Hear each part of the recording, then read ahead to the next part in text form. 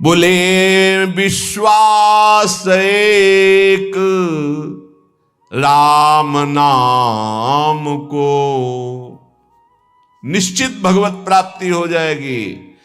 कर तुम अकर तुम अन्यथा कर तुम, सर्व समर्थ भगवान को अधीन कर ले, वो नाम है। इस बात को पकड़ लीजिए। सब बड़े बड़े महापुरुषों ने इसी से वस्तु प्राप्त की है। ये आप समझ लीजिए।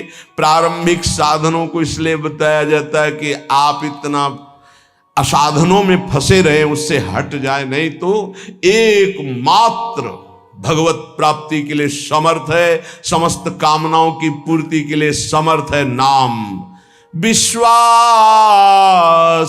एक राम नाम को, मानत नहीं परतीति अनत सोई, स्वभाव मन बाम को। विश्वास एक राम नाम को। पूरे जीवन में जो साधना हुई उसका फल ये हुआ कि नाम में विश्वास हो गया कि जो कुछ है वो सब राधा राधा राधा। सच्ची कहते हैं। कल संत जन भी थे तो यही कहा कि ऐसा ना समझो कि किसी साधन का परिचय नहीं या किसी साधन को किया नहीं, लेकिन उस सब साधन का फल आया है हृदय में। वो चीख चीख के कह रहे कि राधा राधा पकड़ लो पकड़ लो। जो सौभाग्यशाली होगा वो पकड़ लेगा, नहीं तो नहीं पकड़ पाएगा। पक्का समझ लीजिए पूरे जीवन का सार। गोस्वामी जी कह रहे, मैं भगवान शंकर को साक्षी करके कहता हूं, मेरी जबान गल जाए यदि रा और मां के सिवा, मैं जरा भी झूठ बोल रहा हूं, ये मेरे माई बाप है, इसी से मुझे सब कुछ प्राप्त हुआ है। परम भगवदाकार वृत्ति में स्थित महापुरुष। एक बार अकबर ने सुना गोस्वामी तुलसीदास जी की महिमा, तो कितना भी वो राजमद तो होता ही है, बुलाओ उनको और हमारी सभा में आकर चमत्कार दिखाएं। संतों ने सदैव इसलिए इन बादशाहों की आज्ञाओं का आदर किया है कि अगर नहीं जाएंगे तो कहीं ऐसा ना हो कि विपरीत भाव करके कुछ ऐसा आदेश कर दे जिससे भजन साधन करने वालों को भारी विघ्न पड़ जाए। मति है, राजमद है, कहीं उल्टा आदेश ना हो जाए, अपने लिए नहीं अपने धर्म में चलने वालों के लिए। गोस्वामी जी गए, उसने कहा, दिल्ली में था उस समय, उसने कहा कि कोई चमत्कार दिखाओ, आप सिद्ध हिंदू फकीर हो, कोई चमत्कार। कहा मैं तो राम राम राम, इससे ज्यादा कोई चमत्कार ही नहीं आता है। फिर कहा आप कोई चमत्कार दिखाइए, आप सिद्ध फकीर हैं तो कोई चमत्कार दिखाइए। उनका हाथ जोड़ के कहता हूं मुझे कोई चमत्कार नहीं आता, मैं तो सिर्फ राम राम राम यही जपता हूं। बोले आप जान रहे हो किससे बात कर रहे हो? हाँ आप बादशाह हैं। बोले आपको दंड भी दे सकते हैं? तो बोले दे सकते हैं, बस राम राम, इससे आगे मैं जानता ही नहीं कोई चमत्कार। बंद कर दो उन्हें, जेल में बंद कर दो। वो ये परीक्षा करता था, जब सिद्ध चमत्कार कोई निकल आता था तो घुटने टेकता था, अन्यथा बादशाह तो था ही। बड़े बड़े संतों को बुलाया है और उनसे चमत्कार की बातें कही। गोस्वामी जी को जब जेल में बंद किया तो उन्होंने हठीले हनुमान जी का स्मरण किया कि देखो भाई, हमें तो कोई चमत्कार आता नहीं महाराज, आप जानते हो वो आपके हम दास हैं, और स्वामी की बेइज्जती आपको भी पसंद नहीं आएगी। सब कहते हैं कि गोस्वामी सियाराम का दास है और आप भी सियाराम के दास हैं महाराज, अब आप देख लीजिए। करोड़ों असंख्यों न जाने कहां से बानर प्रकट हुआ कि ऐसे एक एक कंगूरा पकड़ करके बिल्डिंग उखाड़ उखाड़ के फिर विध्वंस शुरू हो गया।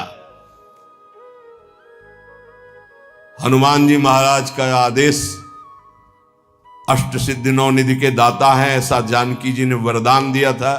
देर नहीं लगा, हाहाकार मच गया पूरी दिल्ली में। बादशाह से कहा चमत्कार शुरू महाराज। आपके जितने भी अंगरक्षक सैनिक जो सम्महल के उठा उठा के पटक रहे हैं बानर, और न जाने कितने कंगूरे गिरा दिए हैं, बिल्डिंगें विध्वंस हो रही, मना लो महात्मा को, नहीं कुछ ही मिनट में पूरी दिल्ली को भी ध्वंस कर देंगे आपके जितने महल हैं। तुलसीदास जी के चरणों में गए, प्रणाम के बोले पहले चमत्कार दिखा दे। बोले अब भी कह रहा हूं, कोई मेरा चमत्कार नहीं, हम सिर्फ राम राम जानते हैं।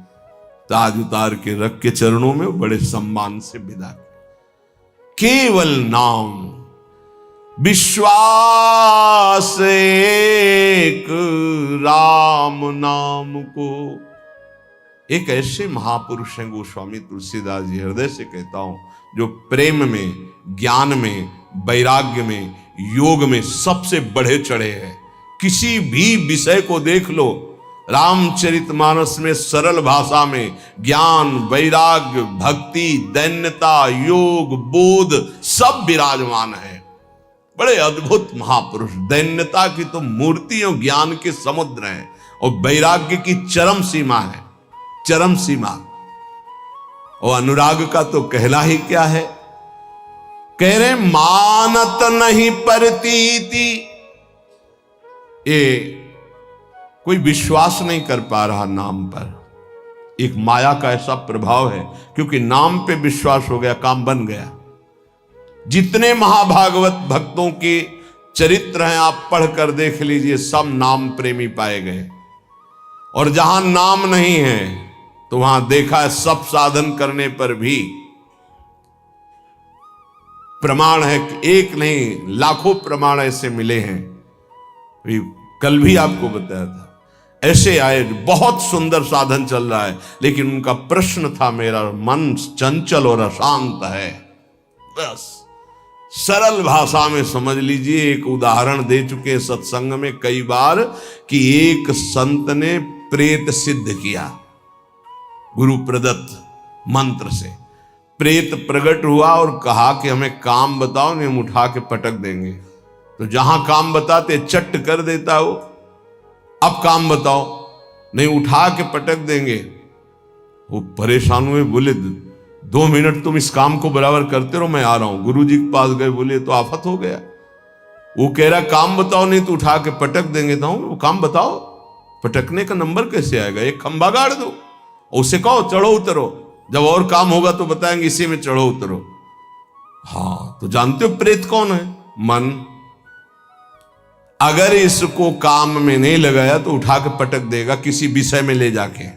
क्या करो, नाम का खंबा गाड़ दो, राधा राधा राधा, चढ़ो उतरो, राधा राधा राधा, जब कोई काम होगा तो बताएंगे राधा राधा राधा, सिद्ध हो जाओगे। नहीं उठा के पटक देगा काम में, क्रोध में, लोभ में, मोह में, मद में, मत्सर में। इसके बहुत तरीके हैं, समझ ही नहीं पाएगा। बाद में समझ में आता है कि गिर गए, गिरते समय समझ में ही नहीं आता गिरते हैं। ऐसा विचित्र इसका आकर्षण है मन का। तो मानत नहीं परतीत अनत ऐसोई स्वभाव मन बाम को। ये विरुद्ध चलता है, शास्त्र विरुद्ध चलता है, गुरु के विरुद्ध चलता है, मन के विरुद्ध चलता है। बड़ा विचित्र खेल है।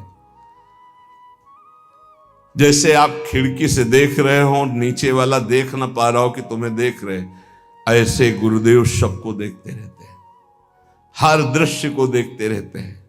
गुरुदेव कौन है? प्रभु है, प्रियालाल ही है, वो सब देखते रहते हैं। आपको लग रहा है मुझे कोई नहीं देख रहा, वो देख रहे हैं। ऐसो स्वभाव मन बाम को, हरि की गुलामी छोड़कर, हरि की दास्ता को छोड़कर, रुपये की, भोगों की, नाना प्रकार की वासना की गुलामी स्वीकार करता है, वो कभी गुरु का शिष्य नहीं हो सकता, गुरु का पट्टा नहीं हो सकता। गुरु मेहरबान, चेला पहलवान। यदि गुरु की कृपा है तो काम, क्रोध, लोभ, मोह, मद, मत्सर धज्जियां उड़ाता है। वही उपासक है जो घुटने टेक कर भोगों में बैलेंस बना के चलते हैं, वो गुरु कृपा पात्र नहीं होते। वो ऐसो ही स्वभाव मन बाम को, बाम विरुद्ध आचरण करना, मुंह छुपाते हैं, कहीं गुरु की दृष्टि न हो। वो देख रहे हैं, वो ऐसी जगह से देख रहे हैं जहां तुम्हारी दृष्टि नहीं हो, एक एक चाल देख रहे हैं। वो छुप के सोचता है कि मैं निकल गया, वो देख नहीं पाए, और तुम्हारा छुपना, तुम्हारा निकलना वो सब देख रहे थे, पर वो मुस्कुरा रहे थे। बेटा, ये तुम अपने आप को फंसा रहे हो, कहीं और कोई छल कपट नहीं कर रहे, अपने आप का नाश कर रहे हो। अगर तुम इस तरह से अपने जीवन को व्यतीत करने को ठाना था तो ये कंठी और तिलक, ये भगवत मार्ग क्यों स्वीकार किया था? खूब संसार में राग रंग में मगन कौन किसको देखता है? यदि तुम्हारे ऊपर कृपा हुई है तो सही मार्ग का अनुसरण करो, विरुद्ध मार्ग क्यों स्वयं अपने हृदय में क्यों बैठा ले हुए हो? स्वयं पतन के मार्ग में क्यों जा रहे हो? पर गोस्वामी जी कह रहे, मेरे कुटिल मन का स्वभाव बन गया है कि इसे विश्वास नहीं हो रहा प्रभु के नाम पर, और ये विरुद्ध चल रहा है। आगे कह रहे, देखो बहुत ऊंची बात कह रहे हैं, बस पकड़ ले। उन महापुरुष ने बताया कि मैं वेदांत का अनुशीलन करता हूं, तो पढ़िबो पर्यो न छठी छमत ऋगु जजुर अथर्वन साम को, व्रत तीरथ तप सुनि सहमत पची मरे करे तन छाम को, विश्वास एक राम नाम को। पकड़ लो भाई। कह रहे हैं ये पढ़िबो पर्यो न छठी छ न्याय शास्त्र, वैशेषिक, सांख्य, योग, मीमांसा, वेदांत, ये छह, और ऋगु जजुर अथर्वन साम, ऋग्वेद, यजुर्वेद, अथर्वेद, सामवेद, ये चार वेद। बोले मेरे छठी में भी नहीं रखा गया इनको, मैं वो अनन्य निष्ठ नाम का हूं। अब भाव दूसरा इसका लीजिए कि जो चारों वेदों को कंठस्थ किए हैं, और छह न्याय, वैशेषिक, सांख्य, योग, मीमांसा, वेदांत का संपूर्ण ज्ञानी है, लेकिन वो नाम जप नहीं करता है। बस ये बात हमने देखी, ये देखी है, इसी में चले हैं। नाम जप नहीं करता और व्रत भी करता है, तीर्थ भी स्नान करता है, तपस्या भी करता है, तो सुनि सहमत पचि मरे करे तन छाम को। पच पच के मर जाए तो भी वो अपने मन को भगवदाकार नहीं कर सकता, ये पक्का। ये भाई शायद है आप लोगों में कोई ऐसा हो जो इनमें प्रवेश पाए हो, ऋग्वेद, सामवेद, अथर्वेद, यजुर्वेद, या न्याय शास्त्र, वैशेषिक शास्त्र, सांख्य शास्त्र, योग शास्त्र, मीमांसा शास्त्र, वेदांत शास्त्र। इसके बाद व्रत तीरथ तप सुनि सहमत पचि मरे करे तन छाम को। वो व्रत भी करते थे, रोज गंगा स्नान, रोज देवाराधन, रोज वेदांत अनुशीलन, बड़े अच्छे वयोवृद्ध हो चुके। फिर उन्होंने कहा, मैं पर्दा करके नहीं बोल रहा हूं, खुला बोल रहा हूं, सच्ची बोल रहा हूं कि मेरा मन बहुत चंचल है और अशांत है, धन्य है। इस समय जो गोस्वामी जी कह रहे हैं कि सहमत पचि मरे करे तन छाम को, चाहे उपवास करके शरीर छीड़ कर दे, पच पच कर मर जाए, तो भी बिना नाम जप के स्थिति नहीं आ सकती, पक्का। इसलिए पक्का कि इसी मार्ग में चला, इसी मार्ग में। जैसे कागभूषुंड जी महाराज कह रहे कि सकल कर्म कर थक्यो गोसाई, और सुखी न भयो आजु की नहीं, पायो परम विश्राम राधा राधा राधा। कह रहे कि चारों वेद कंठस्थ हो, छयो ये खूब व्रतानुष्ठान करके शरीर सुखा दिया हो, तपस्या करके पच पच के मर जाए, फिर भी वो स्थिति नहीं आएगी जो नाम से आती है। यदि नाम नहीं तो वो स्थिति नहीं, पक्का। ये बहुत जगहों में देखा। एक बहुत सुप्रसिद्ध भारत लेवल के महापुरुष, जब वही 24 वर्ष की अवस्था होगी लगभग, तो मिले उन्होंने संस्कृत में पूछा, किम नामधेय, तुम्हारा नाम क्या है संस्कृत में? तो आनंद स्वरूप उस समय ब्रह्मचर्य का पूर्णता होकर महावाक्य में, तो व्याकरण कितना पढ़े हो? कभी गए ही नहीं, पाठशाला ही नहीं गए व्याकरण की। तुम्हें संस्कृत का कैसे ज्ञान है? नाम के प्रभाव से। ये सब कोरी श्रद्धा वाली बातें मुझे नहीं पसंद है। वेदों का स्वाध्याय करो, शास्त्र स्वाध्याय करो, विद्वान बनो। अभी तुम्हारी नई अवस्था है। उनका हाथ उठा के कहता हूं, आजीवन अपना व्रत है कि केवल नाम ही हमारा जीवन है। अब इसके आगे हम कुछ पढ़ना नहीं चाहते। आज जो आप सुन रहे हो, ये वेदांती की नहीं बात सुन रहे हो, ये आप किसी व्याकरणाचार्य की बात नहीं सुन रहे हो, किसी शास्त्री और आचार्य की बात नहीं सुन रहे हो, एक गांव में पढ़े हुए कक्षा 9 के स्कूल की विद्यार्थी की बात सुन रहे हो। ये केवल नाम का प्रभाव है, जो हमें खुद पता नहीं कि हम क्या बोलने वाले हैं। एकांतिक में एक आए थे जिनकी इतनी डिग्रियां थी संस्कृत की केवल, और शंकराचार्य आदि को जो उन्होंने पढ़ाया है, कई शंकराचार्य उनके ऐसे झुके हुए और वो ऐसे किए हुए गुरु पद पर। इधर तिरुपति बालाजी के वो आचार्य और सब आए। वो कह रहे थे कि आपका प्रवचन सुन करके बस इतनी इच्छा हुई कि एक बार दर्शन करें। कि हमारा प्रवचन, इतनी डिग्रियां, इतने बड़े, तो ये हमारा प्रवचन नहीं है, ये नाम का प्रताप है, बस केवल नाम का प्रताप। सत्य मानो, विश्वास कर लो। गोस्वामी जी कहते कि बस ये मानत नहीं प्रतीति अनंत ऐसो इस स्वभाव मन बाम को, ये पकड़ नहीं पा रहा। खुली बात रखी, कोई ऐसा ज्ञान नहीं है जो यहां स्फुरित ना हो जाए यदि नाम चल रहा है।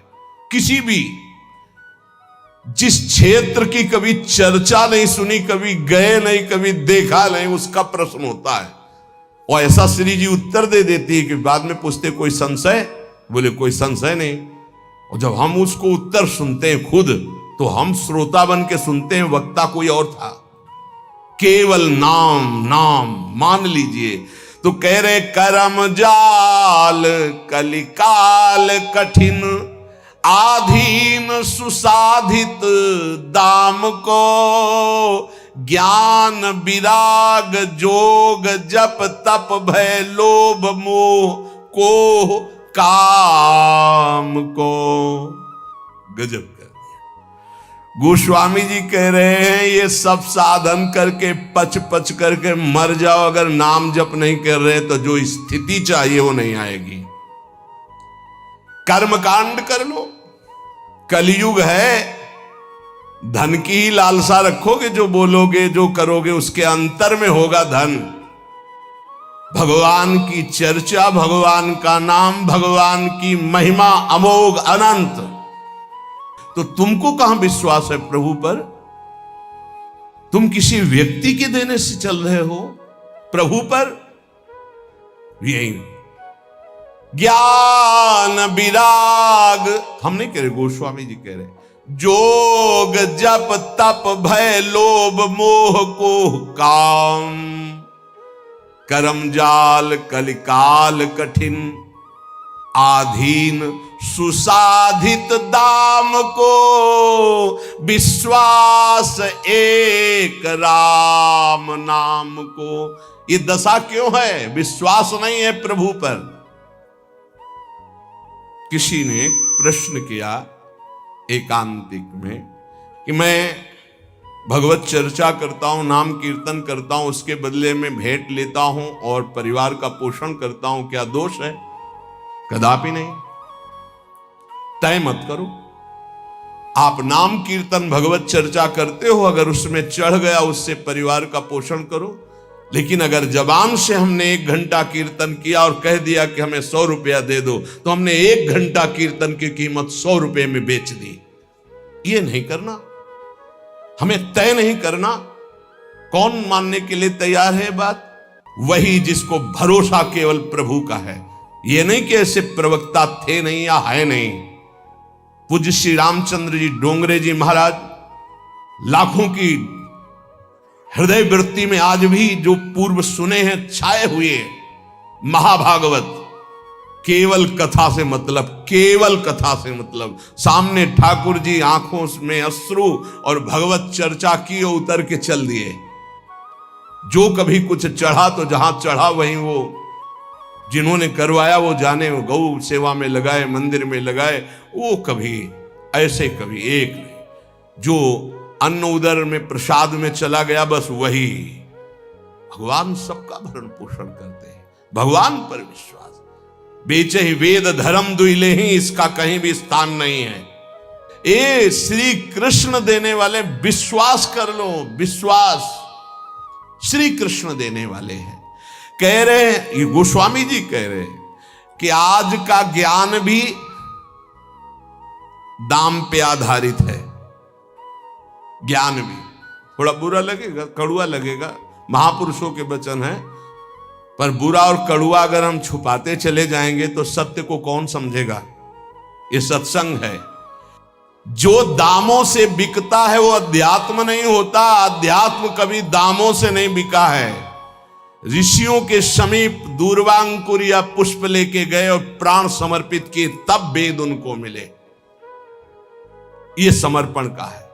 गीता जी भगवान का साक्षात स्वरूप है। वो कह रहे हैं मय्येव मन आधत्स्व मयि बुद्धिम निवेश है।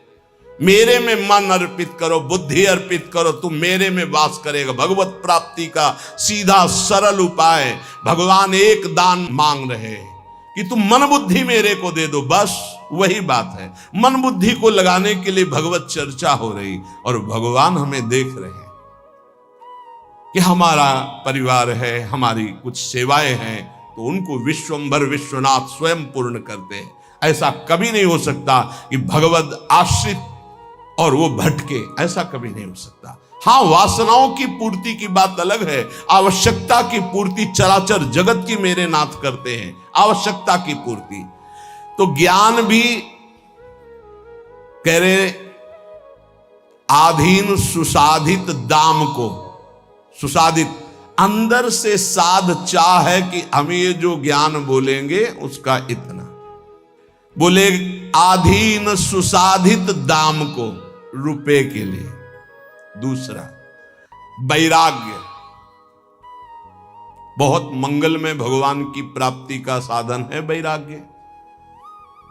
जगते होए फिरे वैरागी, वृंदावन रस में अनुरागी। वैराग्य तो ब्रह्मबोध कराने वाला है। वैराग्य तो भगवत प्रेम कर। यदि वैरागी होकर अंदर से धन की कामना कर ले तो वो वैराग्य बिक गया।